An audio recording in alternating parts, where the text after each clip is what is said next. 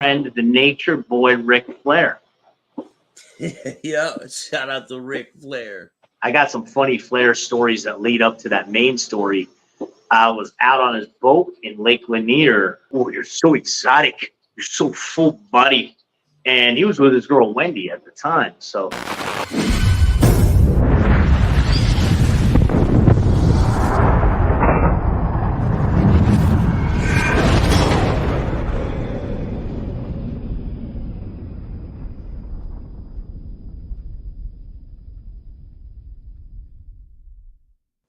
welcome to this episode of Chattin with Staxx. I'm your host, Bill Staxx, and today I got the king of Connecticut, Matt Granahan. So I want to ask you a question about Phil Baroni. Phil Baroni was set up, or they were trying to set up a fight with Phil Baroni and John Gotti III. Can you explain some of that? Because I think people, they don't know the whole story. They hear bits and pieces. Yeah, it was actually the Gotti III that wanted that fight when he first started fighting MMA. And he thought it would be a marquee fight because Phil's dad, Phil Sr., he was a Gold Star detective who started working with the Gambino family. He actually was one of the guys that testified in the Gotti Jr. trial. And there was so much family history there. And it was actually Junior that didn't want that fight, and for whatever reason, and a guy named Derek Panza got really nasty about Phil when this whole thing happened. When Phil got hung up with these charges in Mexico, he said the nastiest things about Phil. Angela actually came to me about it. Phil's wife, because Angela's his ex-wife. I did a couple videos with her. She's his ex-wife, but they're also very close. She started looking at Phil more like as a son than as a husband years ago with his CTE. And it was really Derek Panza that put the whole kibosh. And then Johnny A, he wanted to fight Junior. Did you see that? Did you see that press conference we did at the Showboat? Yeah, he wanted to fight Junior. I knew that was never gonna happen. Yeah, he's quite a character, Johnny A. I had him and Mike Dowd come down to Berman to do their podcast, and I was on his podcast, and then I got to thank him and I think her name's Kathy, because I needed a place to put the book I did with Stephen Bonner, the Chaotic Enlightenment book that we wrote together. I want to make it as an audio book after he died, and they gave me their platform, which was really nice. But a lot of people don't like Johnny A. I mean, I don't have anything. I don't hate him or have anything against him, man. I've hung out with him a bunch of times, and he goes back to Phil's dad and all of that whole situation. But he and Junior have this beef that's kind of like a soap opera, and a lot of the mob stuff became this weird in 2020. It started to become like a soap opera, and I had a sports show like back in 2016 with Brian Snow, the dude who called the Cubs games out in Chicago. We had a sports show, and we had I had a relative that was tight with Tony Knapp, who was Jimmy Knapp's son. Tony's dead now; he's passed, R.I.P. But he had some crazy stories. So I go to Brian Snow back then. This was like 2016. I said, "You want to have this mob guy on?" And nobody was interviewing mob guys, and he didn't want to be part of it. He said, "You can do it, but I don't want anything to do with any of that." And I interviewed him, and that was weird for back then, But he was talking about crazy stories going back in the day to Al Capone with his dad, and he had stories about how to take Frank Sinatra to the hospital when he got beat up by these Jewish gangsters that ran one particular casino. He was Tony was a casino man. His dad had him down there. And he was also a boxer, which made sense for us to have him on because he was a pro boxer under the Tony Rio name. But he's long past now. But then it just exploded. It became like a genre with shows like yours. And that's when I said to Larry, I want to interview him for Hannibal. And I interviewed Larry like 6 times. And we did a bunch of different interviews. Because I used to go. I've Larry, interviewed him like 6 times probably. yeah, Larry's got he's got a nice house about 90 miles, 80, 90 miles south of where I am here in Florida. And then I would go stay at his house, and he likes to tip him back and go and hang out. And then we started recording stuff, and then I brought him into the studio for the show that I hosted for Berman, because I told the Berman guys, I said, look, man, Valuetainment is in your same town. And we went over there because Berman has the real estate side too, and they would get in Valuetainment, their complex.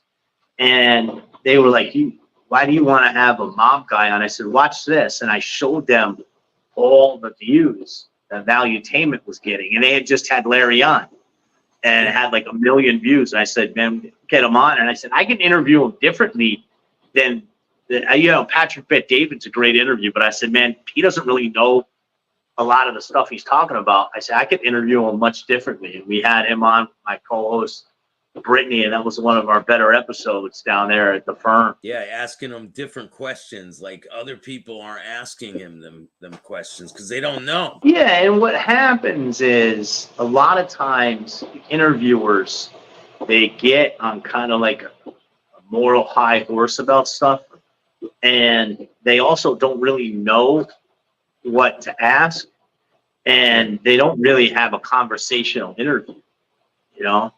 So, yeah, Larry's a great dude, though, man. He's Larry also he's got the dojos here in Florida.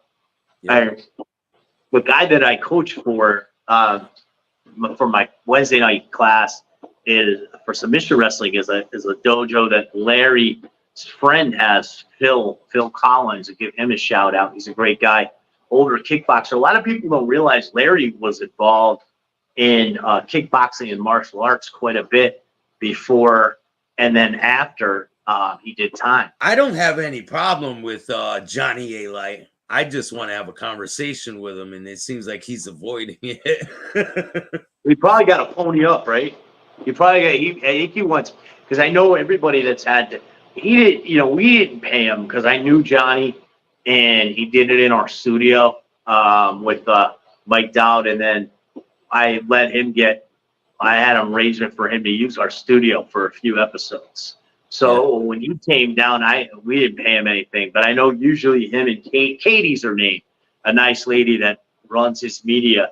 They're always looking for people to pony up some cash, and that's the thing with the YouTube. I know I've been with Hannibal TV now for 7 years. I know how it works, that a lot of times what these guys want for money, it doesn't really translate, to what people make. I've been doing this for a little over 2 years, and I have not paid $1 for not one. Yeah, you're smart, man. I've never paid anybody. I do that old school shooter show, and I just have friends on that are fighters and stuff, and it does pretty well with Hannibal. And then Hannibal, I started working with him back in the day, and started booking MMA guys to come on his show. So I've never paid, but I don't understand some of these guys that pay, they must do it as a hobby, but they're losing money. But they have the money to pay, so. Yeah. Yeah, man. Yeah, it's weird, man. Like a lot of shows now, right? There's so many of them. Yeah, it's getting saturated. So getting oversaturated a little bit. I'll tell you what somebody needs to do is it'd be hard to do because they don't talk. But in Japan, when Pride was hot, and Pride was bigger than UFC, that was run by the Yakuza. I got guys that we've had on, old school shooters, that have talked a little bit about how that worked. Phil was one. I mean, they come in and they pay you extra to lose to the Japanese guys. But there's dudes over there that have lost fingers. Lost fingers for what? Not wanting to lose? Yeah, for not wanting to cooperate, not wanting to lose. The legendary Carl Gotch, that was one of the ones who was instrumental in starting MMA over there. I think he's missing. He was missing 2 fingers. He's dead now, but I think he was missing 2 fingers. A lot of the Yakuza dudes are missing fingers. I did a Yakuza episode with Jake Shannon. Jake Shannon did a lot of promotion with fighting and fighters from Japan. And I did one for Wage Channel. And even Jake was like, he goes, there's only so much I actually know because they don't talk.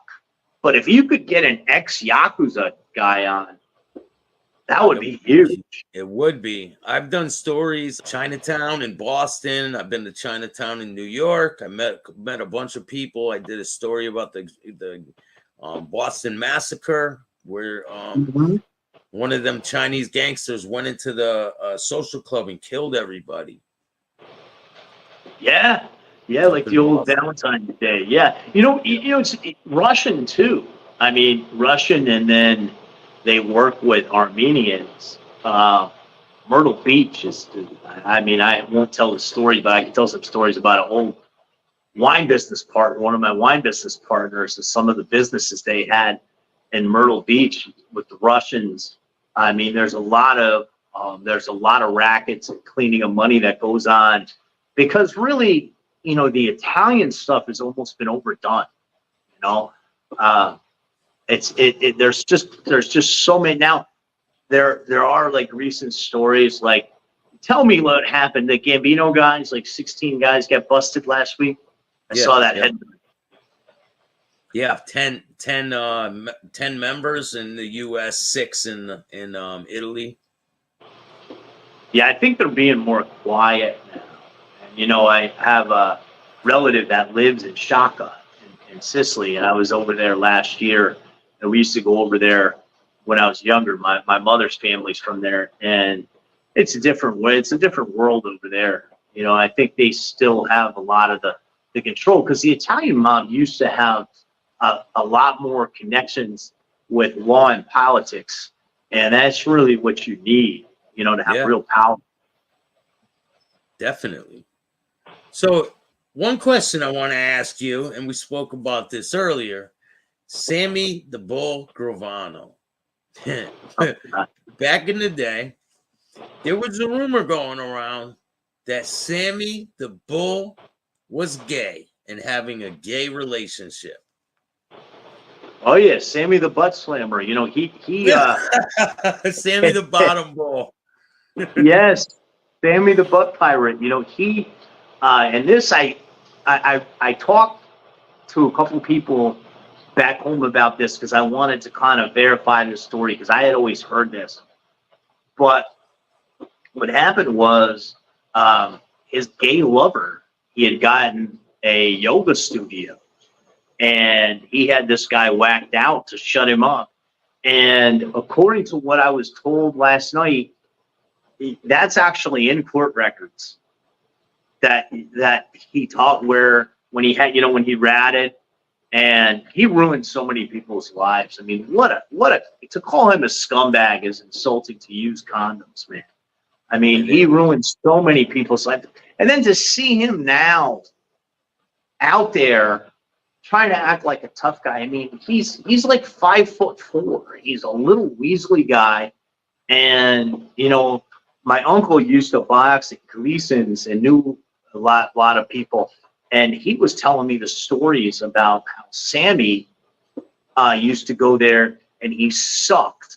He said he absolutely sucked as a boxer, but he would pay guys to let him beat him up. And I mean, that's just the kind of guy he was. And Dan Severn's got a funny story about Dan the Beast Severn for UFC and WWE. He was one of my closest friends. I had him on with Johnny and Mike Dowd, Johnny Alay and Mike Dowd in our studio, and he told a bit of the story, but there's a little more to the story that he didn't tell. But he got wrapped up in this thing where they were trying to do a real estate deal together, and a lot of people don't realize that after Sammy came out, he wasn't any kind of a Cosa Nostra mobster, but when he was dealing ecstasy, he tried to throw his own family under the bus, his own daughter and wife under the bus.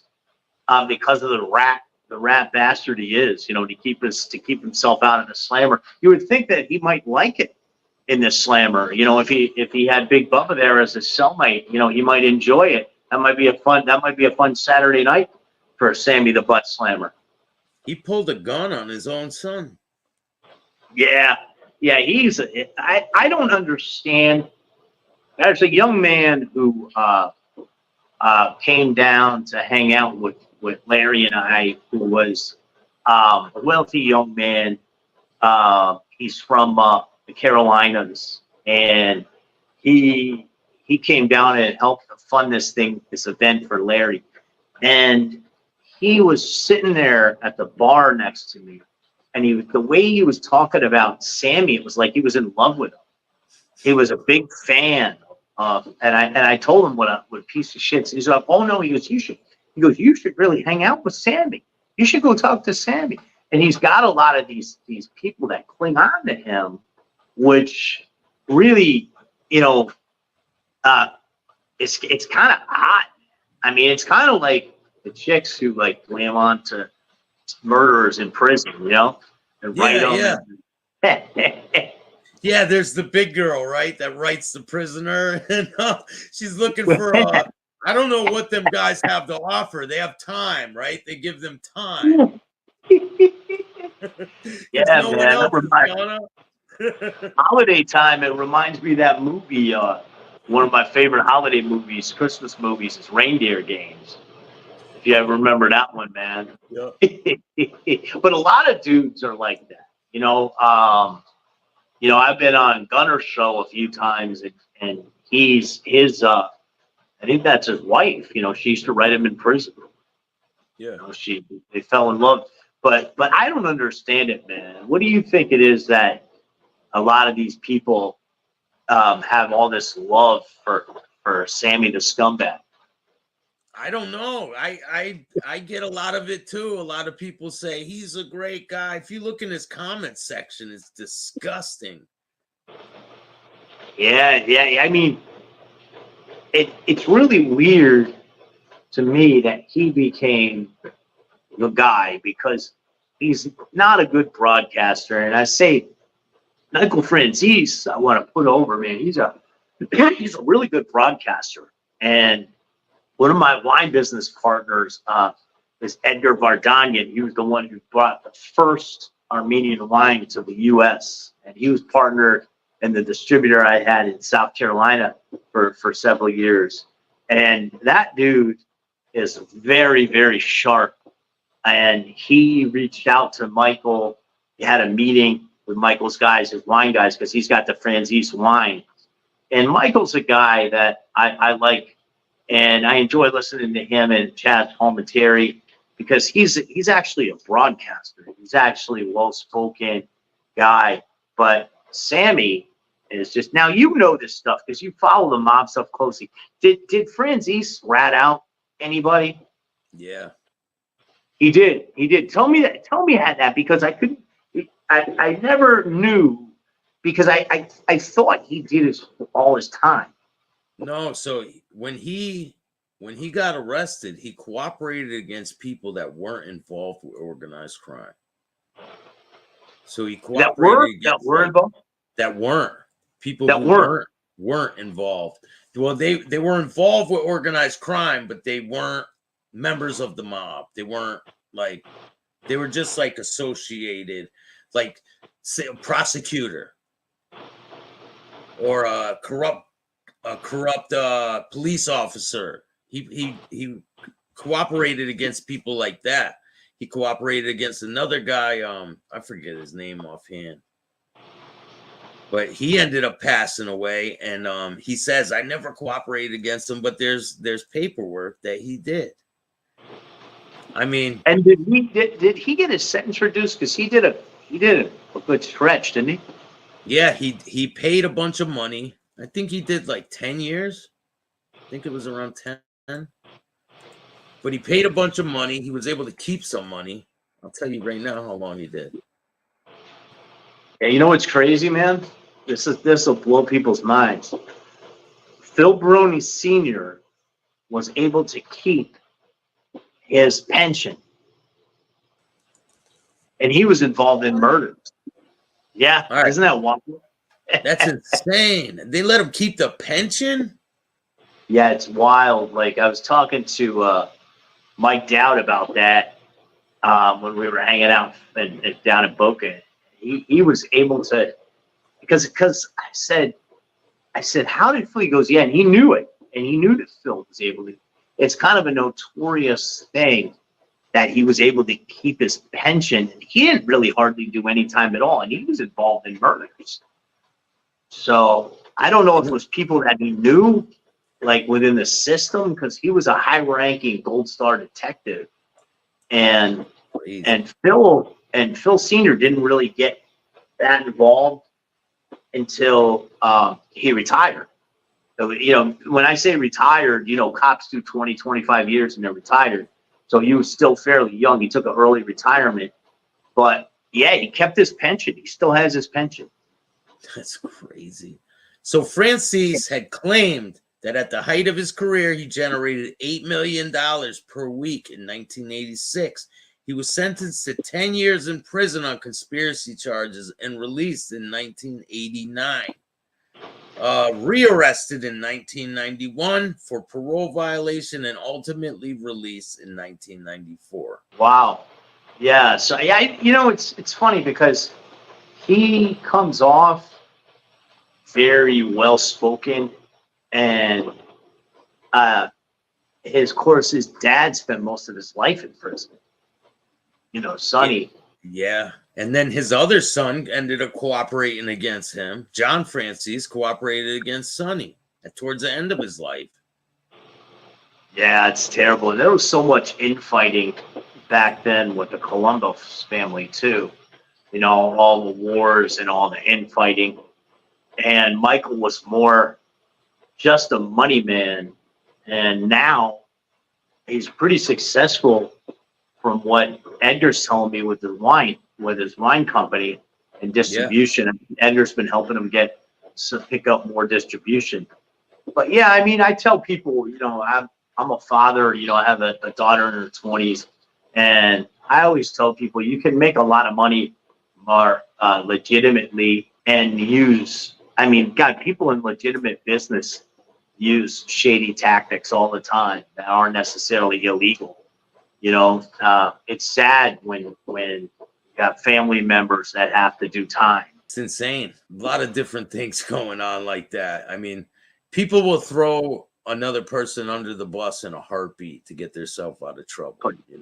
The biggest thing is don't tell people your business. Don't tell people what you're doing. And that's one of the things that the New York guys, being so flashy, they drew so much attention to themselves.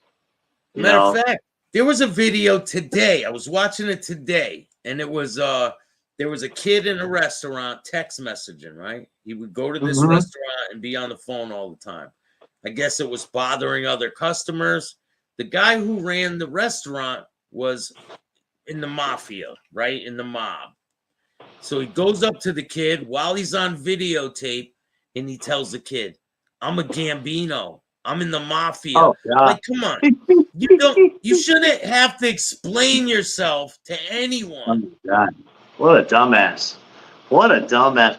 Man, Merlino, Joey had the restaurant down here, down in Boca, and he was a socialite down here. And it's crazy because did you see he's actually doing a podcast now? Yeah. Yeah, I thought that was nuts. What do you think about? What are your thoughts on his podcast? I haven't seen it, but I heard that he was doing one from Hollywood tour, and I want to watch it because everything he's saying is being closely watched, I'm sure. And everything. Does he just like the limelight like so much that his whole deal with the medical thing. I don't know if you know about that. With that cream that it was basically like he got caught up down here in that. It was actually a guy that I know that owns medical centers down here. One of the guys that worked for him that got caught up in that with him, and I think he might have even ratted on Joey. I don't know. That was a while back. But he's still involved, or I believe he's still involved with Philly. So it's crazy that he would be doing a podcast. It's nuts, man. He has a lot of people out there, a lot of friends, you know, from Philly that this guy, he's well respected. All the people on the internet, they all respect him. And then there's other people who did cooperate who are attacking Joey Merlino, like Gene Barillo. I can't stand that guy. Yeah, he looks he kind of looks like a woman or something. That guy's kind of a weird looking dude, you know. He keeps saying all this stuff, what he's gonna do to me. So I mean, I told him, hey, we can meet up, we can make it happen. You know, I'm not worried about anybody. He was with Johnny for a while, and Yeah. I never met Gene, but I saw him. He was with Johnny for a while, and he's still a young guy.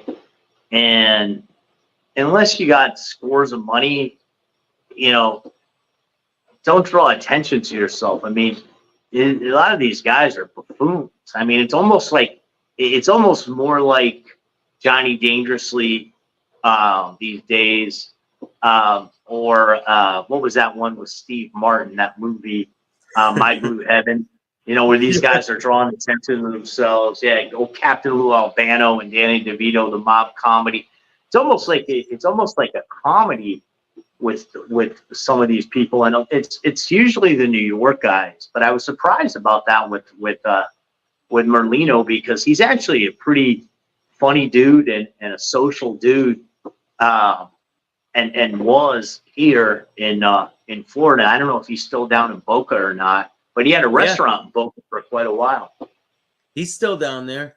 He I believe he recorded his episodes on Wednesday. I think he records them on Wednesday. He has 9 episodes out already.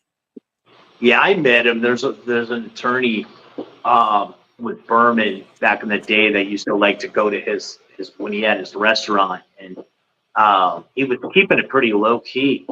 So I don't know, but I was laughing because I watched some of your shows, and there's a guy that looks and sounds like Andrew Cuomo that has a podcast. Remember the governor of New York? Yeah. Andrew Cuomo. That's Sakali, dude. He looks just like Andrew. I thought it was Andrew Cuomo that was on it, because he looks just like him. Listen, me and him are going at war. Yeah. War. Straight up war, man. I so invited him. What was his deal? What is his background? He was the captain in the Bonanno crime family. He cooperated against Vinny Bassiano and put him in prison for the rest of his life. And now he's out on the internet. And all I asked him is, come on here and have a conversation with me. He won't do it. He won't do it. Yeah, it's funny. I mean, it's just kind of odd that these guys are all doing these podcasts, and it becomes like a soap opera, like the fights, like back and forth, man. It's pretty funny, and it's all the rats. But that's why I was surprised that Merlino was now. And Merlino, does he talk about anything to do with the life, or does he? Yeah, he talks about people who cooperated against him. He brung up Sakali. He brung up Barillo because they mentioned him. They have to understand that that law enforcement is always looking for the low-hanging fruit. And if you're out there doing a podcast, you don't say one thing, you're going to get pinched. Yeah. Or the people that are watching that were involved with you are probably nervous, you know? Yeah, he could. Yeah, I mean, he could inadvertently throw somebody under the bus that he was working with if he's going on there telling stories. And not even realize it, maybe, you know? Yeah. You know what you ought to do, man? And because you're in Connecticut, you know, there's a lot of Greeks that are involved in rackets in Connecticut. But Greeks are more like Italians used to be. They're a really tight unit. Yeah, my friend Lucky the Greek. Shout out to Lucky the Greek. Yeah, I mean, even going back to the early '90s, there were a lot of Greek bookies, and they had their own organization in Southern Connecticut, and of course Italians. But the Greeks, they were always pretty active. But the thing is, the Greeks, they keep it quiet, and I think that if you study history, right, me being Sicilian, having that background, you study the history of the real power that the mob had and how it originated. When they came to New Orleans, Louisiana, one of the victims of the largest lynching in American history, going back in the day, and the real power that guys like Lucky Luciano and Sam Giancana and Frank Costello, Santo Trafficante had. I mean, I'll tell you something mob-wise that I did a show at the firm that was really interesting about the Fertitta family and where they got their money. And I'll send that to you if you haven't seen it. It's really good. We had a guy on that did a book on that. And they used to run Galveston, Texas with the Macios. And they did it right. I mean, they ran everything in Galveston, and then they moved their casino to Vegas. And an interesting fact is that the Fertitta's father, Frank and Lorenzo's father, is actually a character that's depicted in loosely based on in the Casino movie Casino. Yeah. So that's a family that really did it right as far as like cleaning their money. Fertitta's dad only did a small bit, and passing that on to his sons.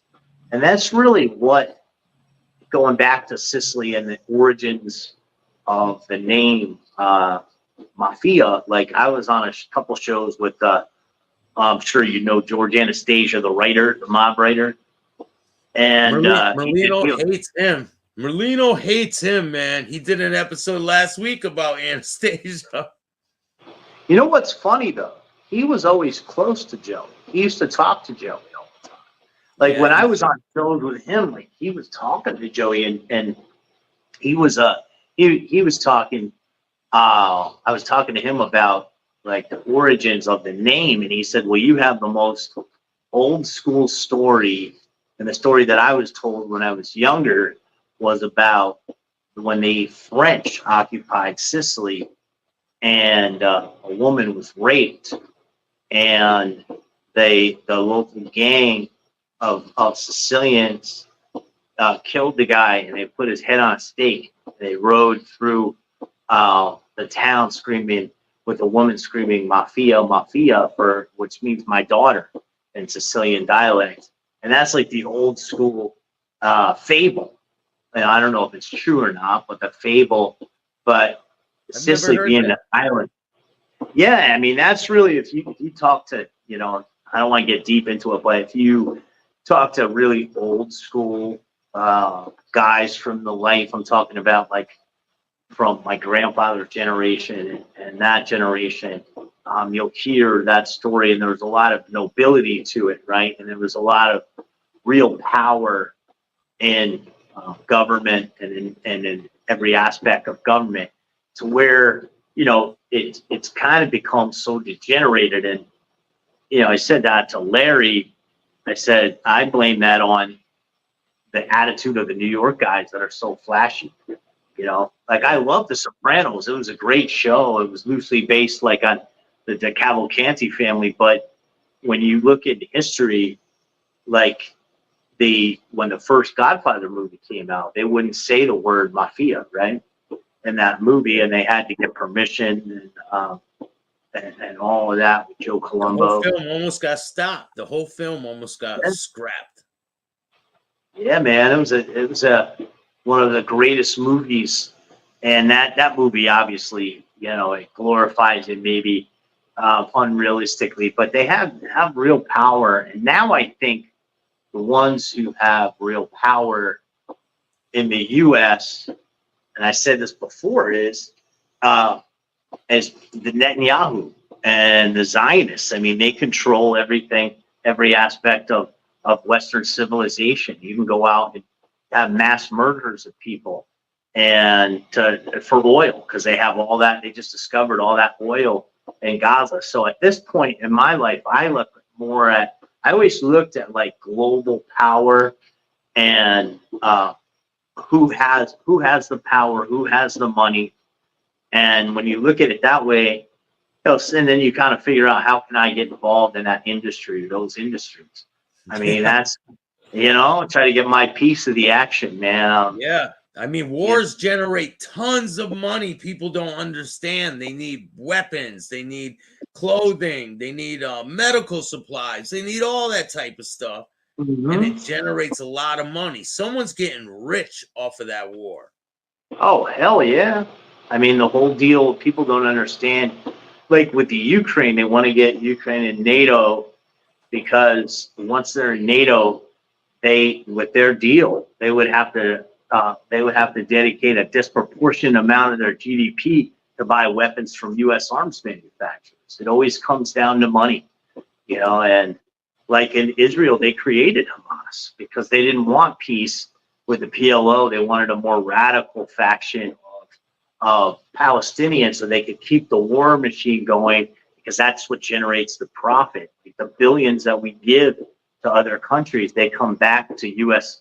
arms manufacturers, man. It's like General Smedley Butler said, 5-star general, war is a racket. That was his book. So we give them the money, right? And then they pay for the weapons with our money? They buy it back from us? It's ridiculous.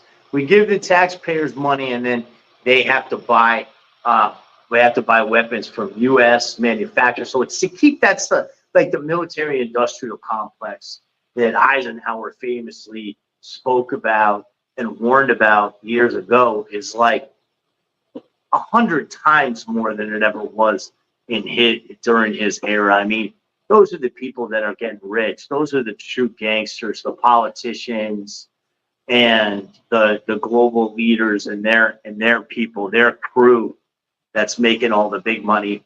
And I think it's with Cosa Nostra. I think in New York they kind of learned their lesson for the most part, and they're more quiet about it now. They don't put themselves out there as much as they used to. I mean, John Gotti, he wanted to be a movie star. I know. Yeah, I mean, the dude wanted to be a movie star. He was out there, Teflon Don, and man, it's like Richard Haas, who you should really have. Richard's got a lot of great stories about how the mob protected him with the studios, with the movie studios and stuff. But he's doing the play based loosely on Larry. He has me playing Larry with my buddy Sal Franciosa playing the guy that I'm reciting the story to in the play. And he's got a good grip on it and on the history. But with Larry's case, Larry was wrapped up with the feds, with the FBI. Scarpa Sr., he was doing a lot of work for the feds, finding out where bodies were buried, torturing people like he did with the Klan. And in exchange, he was able to do his business, and he was able to kill with because he had that sweetheart of a deal. I mean, that's really kind of the way to go, is to work with the government. Whitey Bulger was telling on all his people that were against him. He was cooperating against everybody. Oh, absolutely, man. And they kept that quiet. But the thing in the Colombo family with Scarpa was they knew that Scarpa was cooperating, but the fact that he was with the feds, they also knew that he could get away with doing a tons of shit, and he could get away with doing his business and not be bothered. And that's what I think happened with Phil Sr. I alluded to that, where he's able to keep his pension. The NYPD's always been corrupt, so a lot of times they'll know, what guys are doing and turn the other cheek if you're in turn working for them. And what Scarpa was doing wasn't ratting guys out. Scarpa was torturing people for the feds. Yeah. Yeah, now Scarpa, it's funny because I know Greg's son, Greg Scarpa Jr., really well. Actually, was a client of ours at the firm. We signed him for a case, and he's a guy that you would want to have on because he did time for when his sister was and he killed the guy, killed the He wants and some king. He wants yeah, some king, yeah. man. He wants a nice chunk too. We got him some cheddar. We got him some scratch with his case. He had a case that I ran for him with the law firm with Berman. We put some money in his pocket, but yeah, man. Well, a lot of those guys get paid. A lot of those rats, those informants get paid. And if they're making money and they can do their work on the street at the same time with impunity, I mean, really, man. I mean, that's kind of the way to go if you're going to be in that life, What is your opinion? What's your personal opinion on people who cooperate? Well, I mean, I don't Friends like to the side, people that you know who have cooperated. Just put all that to the side. What is your personal opinion on the whole subject? I think they're scumbags personally, and I'm not saying that my friends are scumbags. I mean, I mentioned one other one when we were talking by name that cooperated. We were talking about Larry. I mean, I think if you think about it, you can understand why, because nobody wants to go to prison, but there's nothing worse than turning on your friends, turning on your family. Like I think Donnie Brasco, the real Donnie Brasco, trying to think of what his name is. He was doing, you could say that he was doing his job, but he was a real scumbag because he endeared himself to those guys. And I'm not a big fan of the way that law enforcement does that because, I can tell you this. Joe Pistone. I've been Joe Pistone. I mean, I've been at houses with South Carolina, which is not a mob area. I've been in houses with cops where they've got tons of coke that they took from kids. And they're doing some themselves and they're giving it out to other dealers. That happens everywhere. So law enforcement, I think, is largely corrupt, right? So I think everybody that's in on both sides, with a few exceptions, are corrupt to a certain degree. But I really, I was not brought up to like rats. I mean, snitches get stitches. That's really one of the worst things that you can do or you can be is to turn on your friends, to save your own ass. And then, we talk about, I didn't know Francis's deal. I never really knew until you said that. But really, with the exception of Merlino, and unless you can think of any other exceptions, all these guys that are talking. Frank DiMatteo never cooperated against anyone. Okay. Is he still out there or? Yeah. I talked to him. He lives down in Florida. Oh, cool. What was he out there? He was in the Colombo family. He was around Crazy Joe Gallo when he was a young kid. And then he got transferred from there after Joey Colombo got killed, or Crazy Joe Gallo got killed. He got transferred to the Travagante family.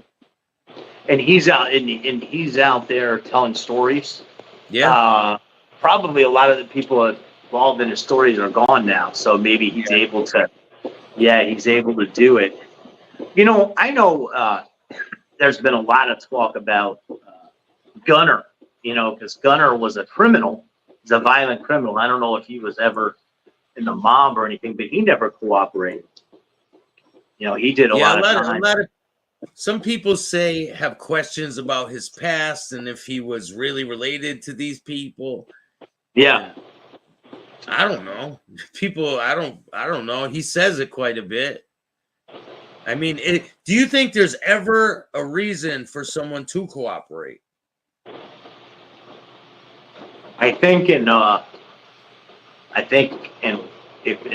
Larry's case, I think if you're cooperating, or even like you said in Franzisa's case, if you're cooperating against corrupt law enforcement, that's a different story.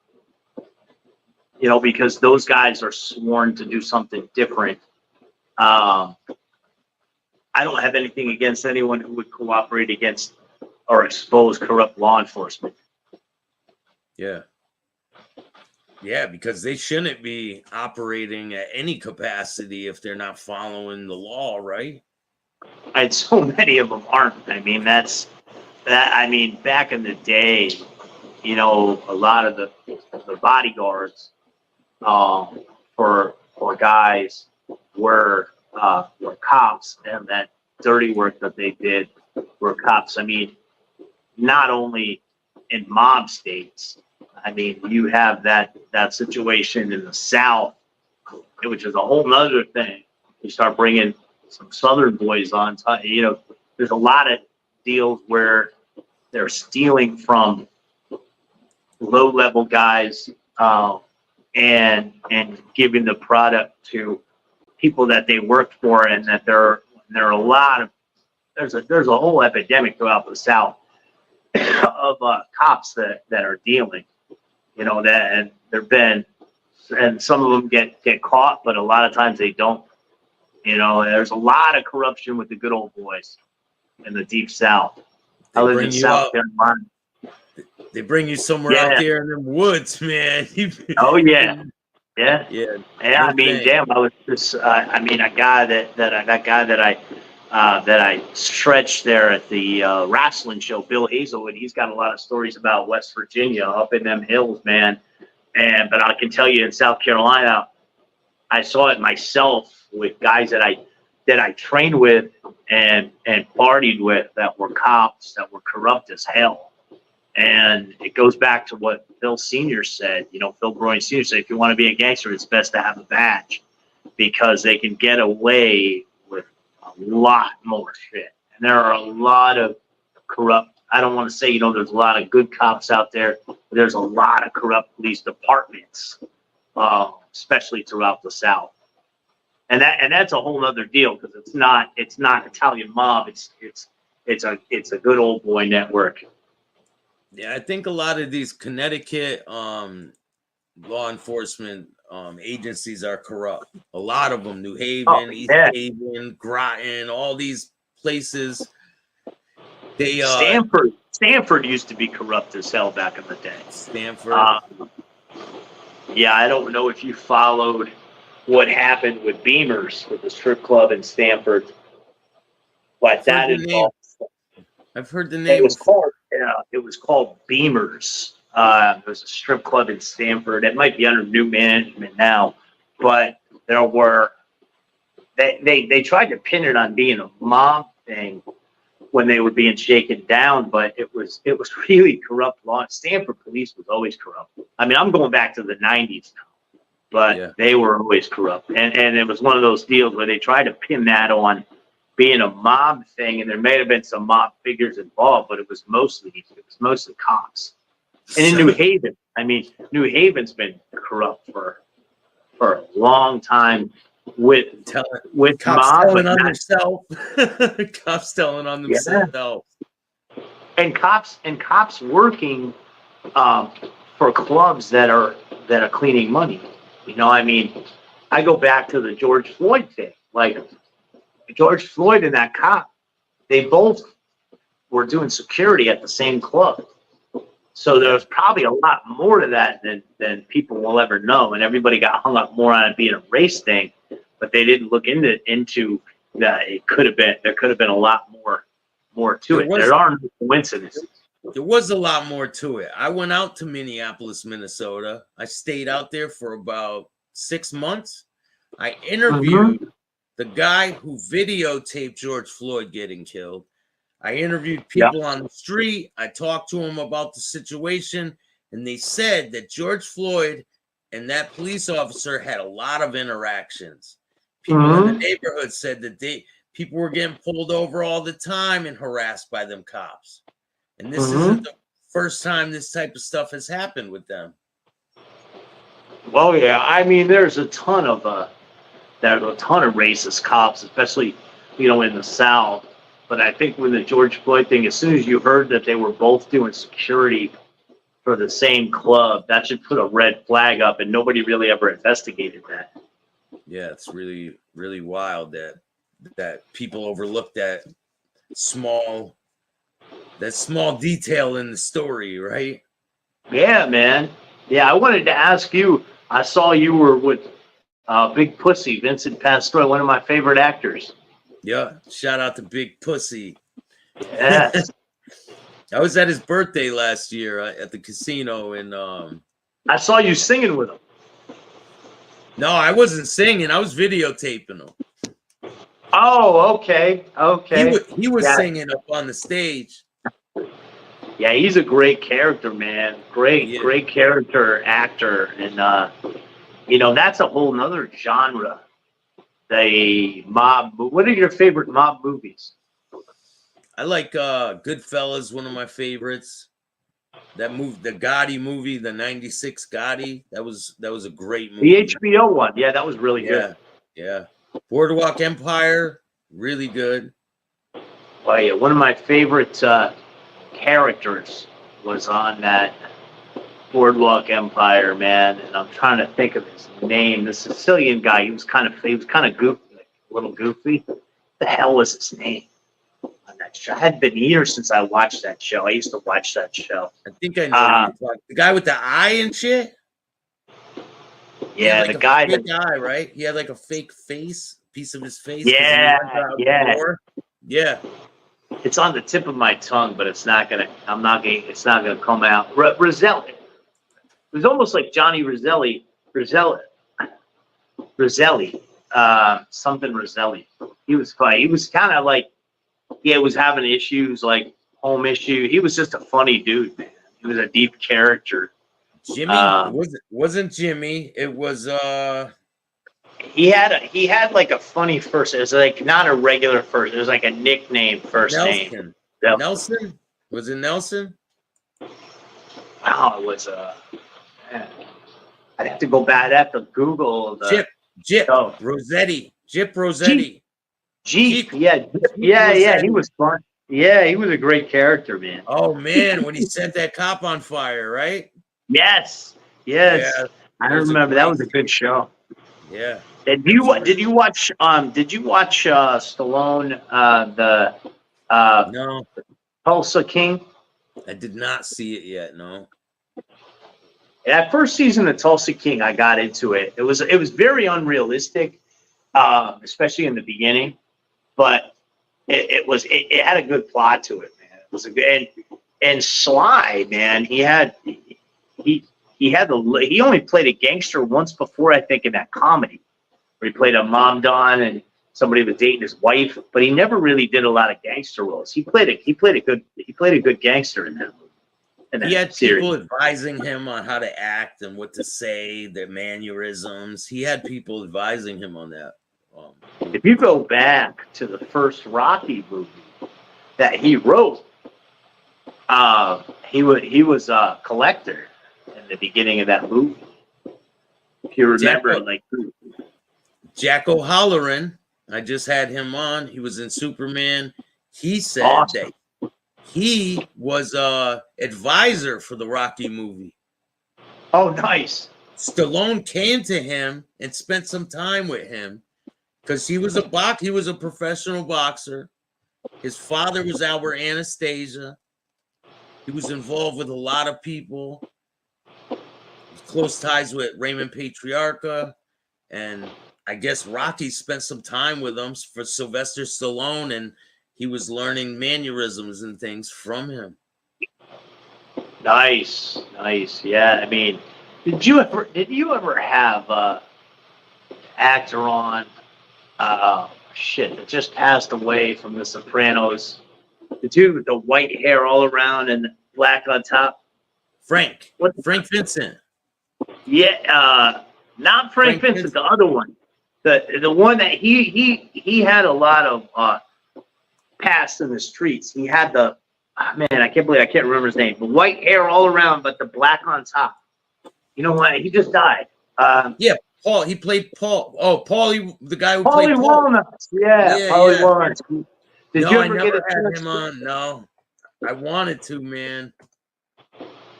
I watched his interview one time, and he had some stories. He was a street guy, you know, before he got involved in acting. Yeah, he Yeah, killed a guy, I think, back in the day. yeah. Yeah. He did some prison time before he got into acting, and that's good. I mean, that helped him a lot for the role. Yeah, I think he had like a manslaughter rap or something beforehand. But yeah, man, I mean, we're talking about all this mob stuff, but originally you wanted me to introduce you to my good friend, my great friend, the nature boy, Ric Flair. Yeah, shout out to Ric Flair. Yeah, and it's been almost 2 years ago now, going on 2 years ago. I knew Rick. He used to have his boat at Dockside, South Carolina, Lake Murray. That was when he was with this snotty chick, Tiffany, at the time, and I coached his son Reed a little bit, and I got to know Rick, the late Reed Flair, who overdosed, and I got some funny Flair stories that lead up to that main story. I was out on his boat in Lake Lanier, and I was with this chick, Gloria. That was pretty hot, and he was all over. You know, he's famous for that. You know, he was like, "Oh, you're so exotic. You're so full body."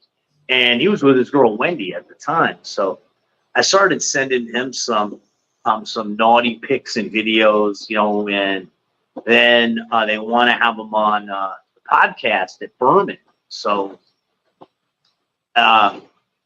they put me in touch with Wendy, his wife, and Rick is asking me for more pictures. So I had some good naughty video clips I sent him, and he called me frantically one day, and he's like, "Matt, those videos you sent, they're from your other friend, right? They weren't for me." And I said, "What? No, I was with somebody. I was doing something." And he goes, "Matt, you need to call me." So I forgot, and then he calls me that night, and he's pissed. And then he sends me these texts that those girls you send me those videos of, they don't stack up to my Wendy. So obviously she had seen them, and then they broke up not long after that. So I hit Wendy up, and she wanted me to come out to Rosemary, where they live, which is on the other side of Florida. And she sent my messages to Rick, and he exploded. Said he was going to hunt me down and kill me. "I'm going to find out where you live. You're dead." And made a big story about it on the Hannibal TV. And I say, Rick, I stole Wendy, but I gave her back to you because she was 2 cup sizes too small and 40 years too old for this king. Woo!